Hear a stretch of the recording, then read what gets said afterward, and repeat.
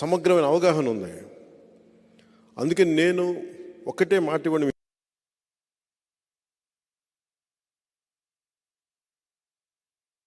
పిల్లలకి పెద్దలకి అందరికీ ఈ సభ తరపున చెప్తా ఉన్నాను. మొట్టమొదటి మాట,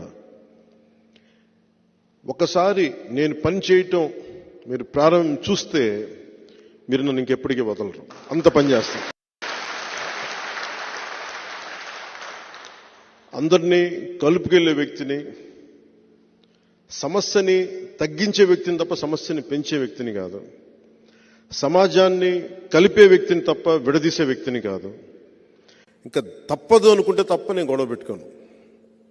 ఇలాంటి పరిస్థితుల్లో మీ అందరి సహకారాలు, దీవెనలు పేరు ప్రతి ఒక్కరికి కావాలి నాకు. ముఖ్యంగా మొన్న నేను పోయినసారి వచ్చినప్పుడు నోటాకి చాలామంది వేసామని చెప్పారు. ఆ రోజున ఆ నోటాకి వేసిన ఓట్లు కూడా ఈసారి జనసేనకే పడాలి. ఎందుకంటే నోటా చాలా కోపం తెస్తారు ఓటు. ప్రజాస్వామ్యం మీద గౌరవం ఉండి మాకు ఈ పార్టీలు పనిచేయట్లేదన్న కోపంతో నిరసన తెలియచేయటం, అలాంటి ఓట్లు కూడా పిఠాపురంలో ఎక్కువ ఉన్నాయి. పిఠాపురం మధ్యతరగతి మనుషులు ఎక్కువ. అక్కడ కడుపు కాలే మనుషులు ఎంత ఉన్నారో, ఎందుకంటే మధ్యతరగతి మనిషి అన్ని అర్థం చేసుకోగలడు. కడుపు కాలిన ఒక మత్స్యకారుడి బాధ అర్థం చేసుకోగలడు. తనకేమో పాలసీస్ ఏమి ఉండవు, తనకి చేయూతనిచ్చే పథకాలు తనకి ఏమి ఉండవు. తన కష్టం మీద తన బతకాలి, అన్నిటినీ అధిగమిస్తూ ముందుకెళ్ళాలి. అలాంటి మధ్యతరగతి మనుషులు ఎక్కువ ఉన్న పిఠాపురం ఇది. విద్యా సంస్థలు కానీ నిస్సహాయంతో ఇసుక తవ్వేసుకుంటూ వెళ్ళిపోతుంటే నిస్సహాయంగా చూసే ఎంతోమంది పెద్దలు నేను చూశాను. అక్కడ నా దగ్గరికి వచ్చి మాట్లాడుతూ ఉంటే నాకు అనిపించింది, అరే నేను కనుక ఉండుంటే కొంచెం ఏదన్నా చేదోడు వాదోడుగా ఉండేవాడిని, ఇంత ఇసుక దోపిడీ లేకుండా చూసేవాడిని అని అనిపించింది నాకు. ఎవ్వరూ మన సహజ వనరులను ఎవ్వరూ దోపిడీ చేయకుండా అవసరం మేరకు తీసుకునేలాగా, అడ్డగోలుగా తవ్వేయకుండా, ఎక్కడో పిఠాపురాన్ని భయపెడతానంటే దానికి నేను అండగా నిలబెడతాను. అంటే మీకు ఇప్పుడు పెద్దిరెడ్డి గారి అబ్బాయి మిథున్ రెడ్డి గారు సంపూర్ణంగా నన్ను నిలువరించే బాధ్యత ఆయన తీసుకున్నారంట. అంటే ఇది ఎందుకు చెప్తున్నానంటే, ఒక సందర్భంలో నేను ఆయన్ని ఢిల్లీలో కలిశాను. ఆ మాటల సందర్భంలో ఆయన అన్న మాటలు ఏంటంటే, వాళ్ళ నియోజకవర్గంలో, చిత్తూరులోని వాళ్ళ పీలేరు నియోజకవర్గంలో మేము ఎన్ని కష్టాలు పడైనా సరే, ఎంతమంది ఎదిరించైనా సరే, మేము బయట వాళ్ళు మేమే కాపాడుకుంటాం ఆ నియోజకవర్గాన్ని అని చెప్పారు.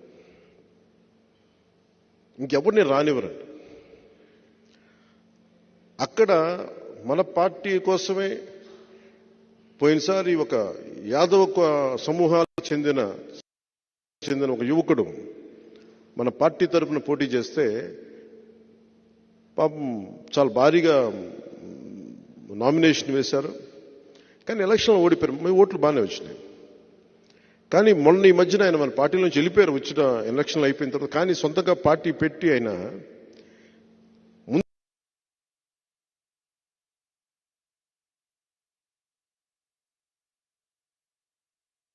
బీసీలకు అండగా ఉంటామంటే మేము మెతుకులు పడేస్తాం, మీరు ఏరుకోండి. 60 పైచిలకు సీట్లుంటే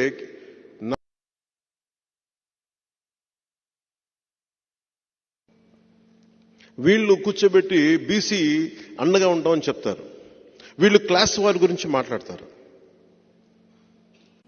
నాకు జగన్ రెడ్డి గారి మీద కానీ మిథున్ రెడ్డి గారి మీద నాకు వ్యక్తిగతంగా నాకు కోపాలు లేవు వీళ్ళ మీద. ఇంకెవరు రాజకీయాల్లోకి రాకూడదు. నేను ఉన్నది దశాబ్దం నుంచి నేను పోరాడుతూ ఉన్నాను. 4 దశాబ్దాలు ఉన్న తెలుగుదేశం పార్టీకి కూడా నేను అండగా ఉన్నాను. అలాంటిది నన్ను ప్రజాస్వామ్యంలోకి, నేను ఒక ఎమ్మెల్యే అయితే రాష్ట్రానికి మేలు తప్ప అది ఎవరికి హాని కాదు. రాష్ట్రంలో నాలాంటి గొంతుకులు ఉండకూడదు. నా కోసం 100 కోట్లు 150 కోట్లు ఓటుకి ₹1,00,000 ఇచ్చుకునేయమని, కుటుంబానికి ₹1,00,000 ఇచ్చుకునేయమని స్థాయిలో మాట్లాడుతూ ఉన్నారు. అంత డబ్బు ఉంది వాళ్ళ దగ్గర. ఎక్కడి నుంచి వచ్చింది ఆ డబ్బు? మద్యపానాన్ని నిషేధిస్తామని చెప్పి ఒక సీఎం సారా వ్యాపారి స్థాయికి వెళ్ళిపోయాడు.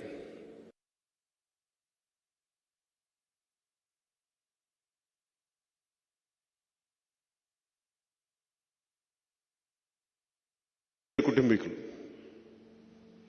ఇంత డబ్బు పేరుకుపోయి వాళ్ళ దగ్గర ఏం చేయాలో తెలియక కొట్టుకుంటున్నారు వాళ్ళు. నేను వాళ్ళతో ఏం ఛాలెంజెస్ ఏం చేయట్లా. నాకు వాళ్ళ డబ్బు తాలూకు శక్తి నాకు బాగా తెలిసిన వాళ్ళని. నేను ఒక్కటే కోరుకుంటా, నిజంగా తల్లి దీవెన కనుకే ఉంటే నాకు మీ అందరి ఆశీస్సులు ఉంటే మనిషికి 1,00,000 పంపించినా 1,00,000 పంచినా అది పనిచేయదు. జనసేన గెలుస్తుంది, పవన్ కళ్యాణ్ గెలుస్తుంది.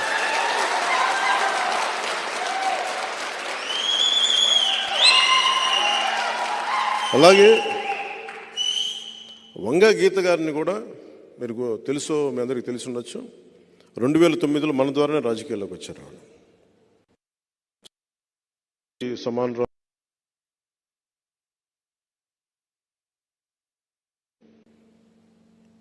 సో దురదృష్టవశాత్తు ఆవిడ ఉన్నారు. భవిష్యత్తులో ఆవిడ వైసీపీని వీడి జనసేనలోకి రావాలని మనస్ఫూర్తిగా కోరుకుంటున్నాను.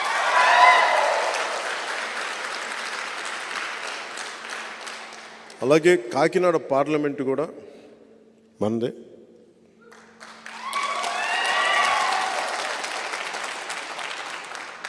ఎందుకు కాకినాడ, పిఠాపురం చాలా కీలకమైనవి భారతదేశానికి అంటే, మొట్టమొదటి కాంగ్రెస్ ప్లీనరీ పిఠాపురంలో జరిగింది. అలాగే చిన్న రాష్ట్రాలు విడిపోవాలన్న ఆలోచన కూడా మనకి కాకినాడలోనే మొదలైంది.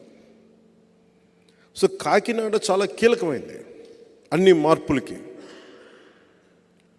మీ అందరూ విభిన్నమైన కులాల నుంచి వచ్చారు. నేను ఒక్క కులానికి పరిమితం అయిపోయే వ్యక్తిని కాదు. నా కులానికి నేను సంపూర్ణంగా గౌరవిస్తాను. అన్ని కులాలకి ఎంత గౌరవిస్తానో నా కులానికి కూడా అంతే గౌరవిస్తాను. కానీ కులం కోసం మిగతా కులాలతో గొడవ పెట్టేసి మీరంతా వేరు మేమంతా వేరు అని చెప్పి ఒంటరి అయిపోయి ఎవరికి కాకుండా పోవడం నాకు ఇష్టం లేదు. నాకు అది నేను పుట్టిన కులానికి కూడా మంచిది కాదు.